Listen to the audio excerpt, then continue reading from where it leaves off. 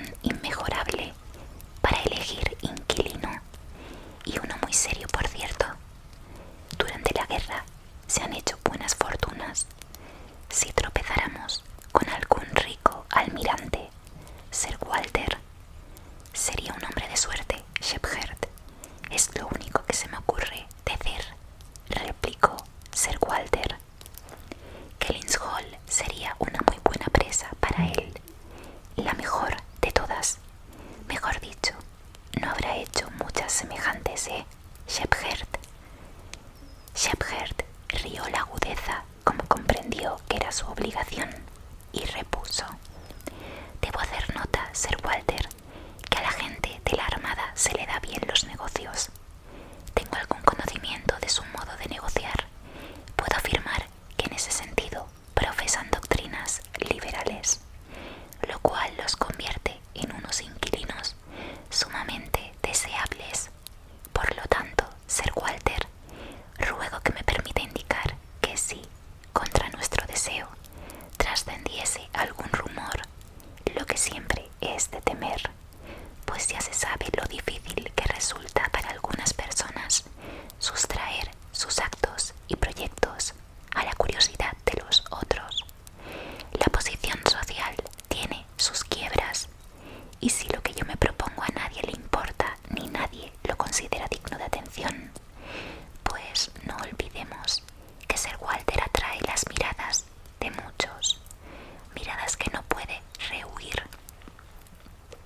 No me extrañaría, digo, que a pesar de nuestra cautela llegara a saberse una parte de la verdad, y en tal supuesto iba a insinuar que ya han de venir proposiciones. Procederán sin duda de alguno opulento, jefe de la Armada, especialmente digno de ser atendido. E iba a añadir que, llegado el momento, yo podría presentarme aquí en menos de 2 horas y evitar a usted la molestia de dar una respuesta.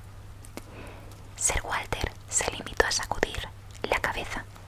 Luego se puso de pie y, mientras caminaba por la estancia, dijo con sarcasmo: pocos caballeros hay en la Armada, pienso yo, que no se maravillarían de vivir en una casa como esta.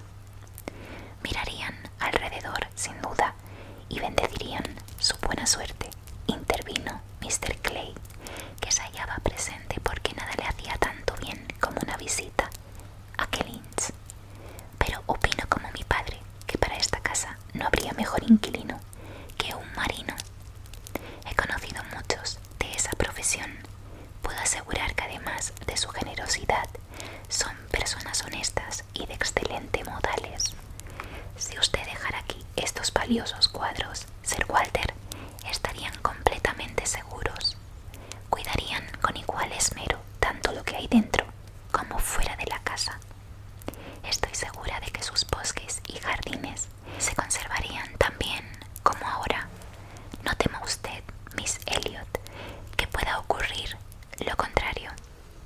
En cuanto a eso, replicó con desdén Sir Walter, suponiendo que me decidiese a dejar mi casa, no he decidido nada respecto de las propiedades próximas a ella. No es mi intención favorecer de un modo particular a un inquilino. Por supuesto que le permitiría entrar en el parque, lo cual es un honor que ni oficiales de la Armada ni ninguna otra clase de hombres están habituados a disfrutar, pero las condiciones que impondré en lo que atañe al uso de los terrenos de recreo es otra cosa. No me hago a la idea de que un desconocido se acerque a mis jardines, y aconsejaría a Miss Elliot que tomara sus precauciones en lo concerniente al suyo. Me encuentro muy poco inclinado, se lo aseguro, a hacer ninguna concesión extraordinaria al inquilino de Kellynch Hall, tanto si es marino como si es soldado. Después de una breve pausa, dijo suavemente: Shepherd, para tales casos hay costumbres establecidas entre el dueño y el arrendatario. Créame, Sir Walter, que su interés se halla en buenas manos. Confíeme el cuidado de impedir que cualquier inquilino llegue a arrogarse más derechos de los que sean de justicia. Me atrevo a afirmar que Sir Walter Elliot no pone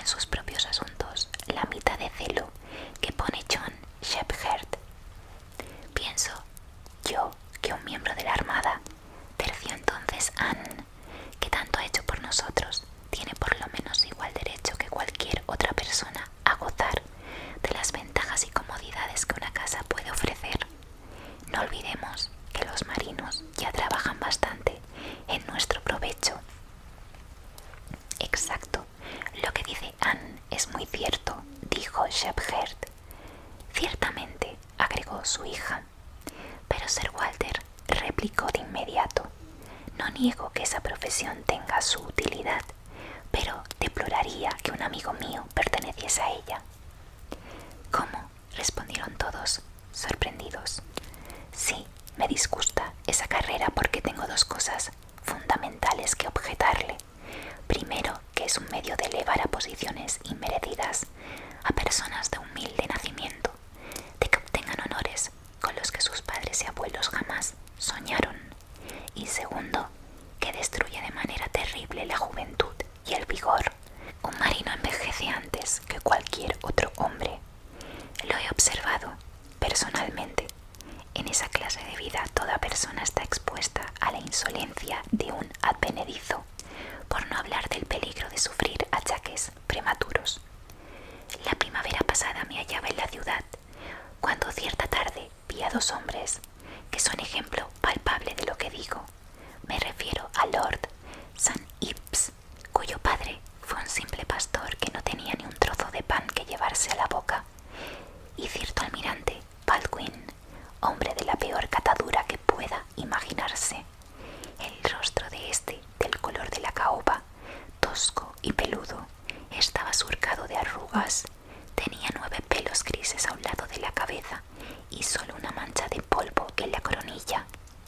En el nombre del cielo, ¿quién es este vejestorio?, pregunté a Sir Basil, un amigo mío que se encontraba allí. Es el almirante Baldwin, respondió, y añadió: ¿qué edad le echa usted? 60 o 62, respondí. 40, contestó Sir Basil, y ni uno más. Figuraos mi estupefacción. No olvidaré fácilmente al almirante Baldwin. Jamás he visto ejemplar más miserable de lo que produce la vida en el mar, aunque en mayor o menor medida. A todos los marinos les pasa lo mismo, siempre recibiendo golpes, aguantando la inclemencia de todos los climas, sufriendo la furia de los temporales, hasta que se quedan que no se los puede mirar. Más les valdría recibir al principio un buen golpe en la cabeza que llegar a la edad del almirante Baldwin. No exagere, Sir Walter, exclamó Mr. Clay. Es usted demasiado severo. Un poco de compasión para esos pobres hombres. No todos nacemos para ser bellos. Es verdad que el mar no embellece, que los marinos envejecen pronto y que, según he notado, pierden enseguida el aspecto juvenil.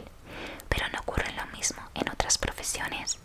Los militares en servicio activo no tienen mejor suerte.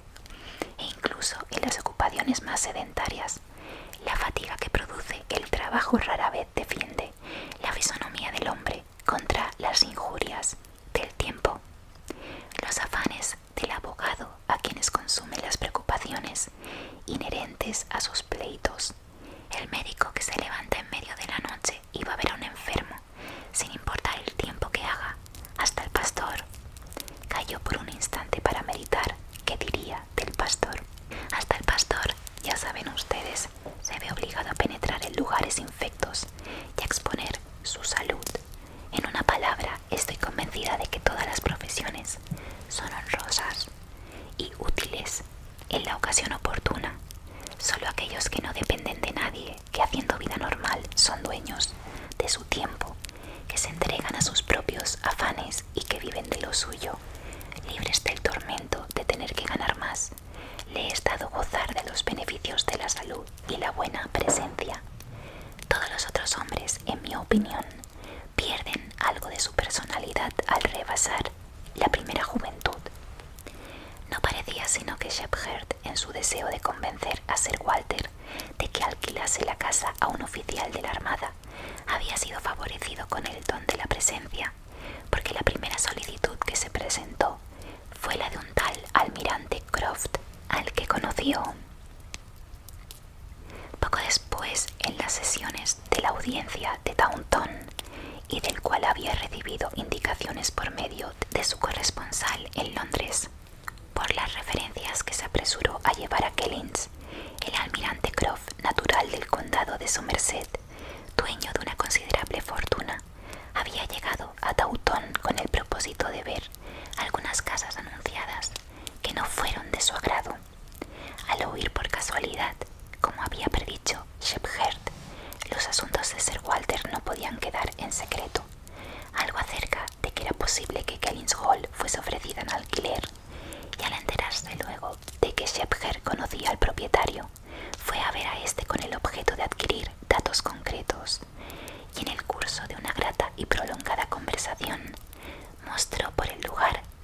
entusiasmo que podía esperarse de alguien que solo lo conocía de referencia, y por los informes que dio luego a Shepherd de sí mismo, se reveló como hombre digno de la mayor confianza y de ser aceptado como inquilino.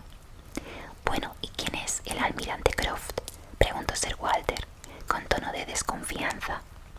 Shepherd le garantizó que pertenecía a una familia de caballeros. Mencionó el pueblo de que era oriundo. Después de un breve silencio, Anne exclamó: «Es un contraalmirante. Tomó parte en la batalla de Trafalgar y pasó después a las Indias Orientales, donde ha permanecido algunos años. Entonces lo considero de confianza, aunque tenga la cara anaranjada como las pocamangas y los vivos de las libreas de mi casa». Shepherd aseguró al instante que al almirante Croft era un hombre sano, cordial y de buena presencia, algo atezado, claro está, por los vendavales, pero no mucho, un perfecto caballero en sus principios y costumbres, nada exigente en cuanto a condiciones, solo deseaba una vivienda cómoda y cuanto antes. Por otra parte, era perfectamente consciente de lo que podía valer una casa amueblada como aquella. Preguntó también algunas cosas acerca de Sir Walter. Dijo que a veces cogía la escopeta, pero que nunca mataba. En suma, se trataba de un excelente caballero.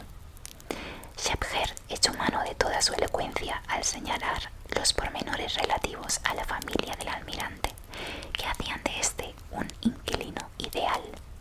Era casado, sin hijos, lo cual suponía la situación más perfecta que podía imaginarse, porque una casa, observaba Shepherd, no marcha bien sin una mujer, hasta el punto que no sabía si el decorado y el mobiliario corrían mayor riesgo donde no existiera una o donde hubiese muchos niños.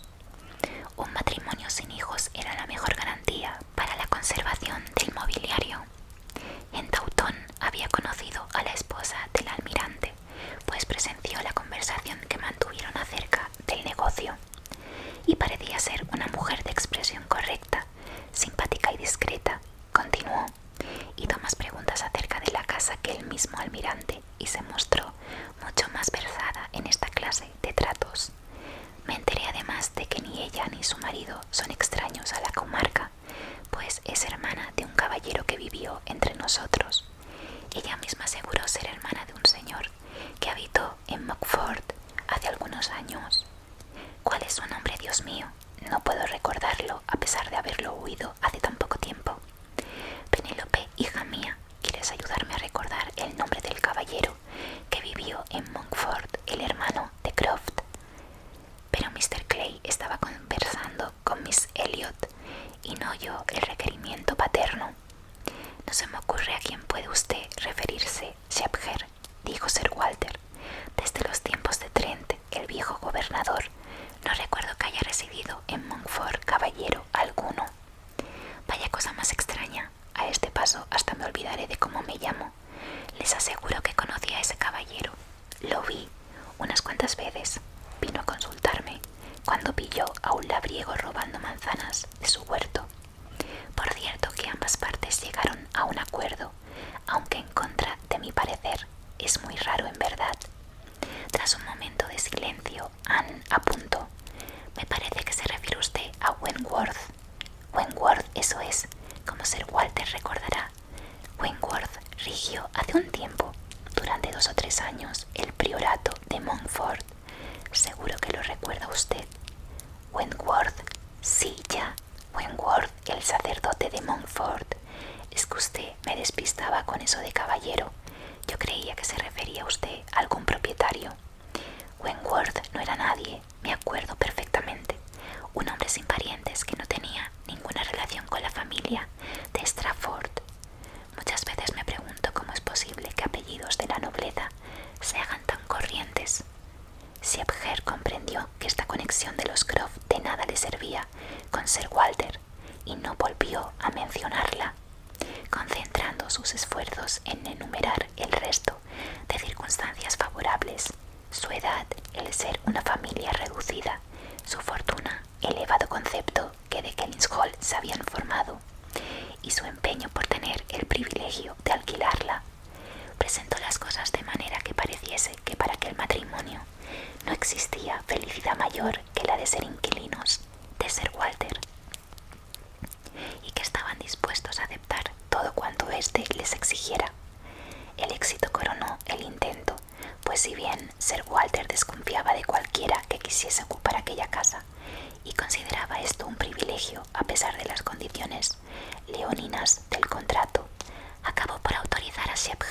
cerrase el trato, confiriéndole poderes para trasladarse a Tautón, donde aún se hallaba el almirante, hablar con éste y fijar el día en que debía ver la casa.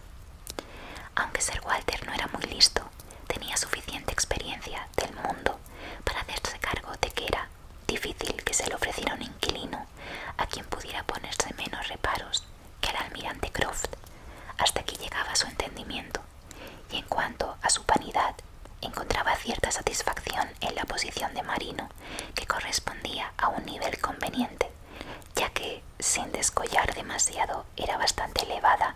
Pensaba que decir «he dejado mi casa al almirante Croft» sonaba muy bien, mucho mejor que un simple señor, pues esto siempre necesitaba alguna aclaración supletoria. Un almirante ostenta una representación propia y al mismo tiempo no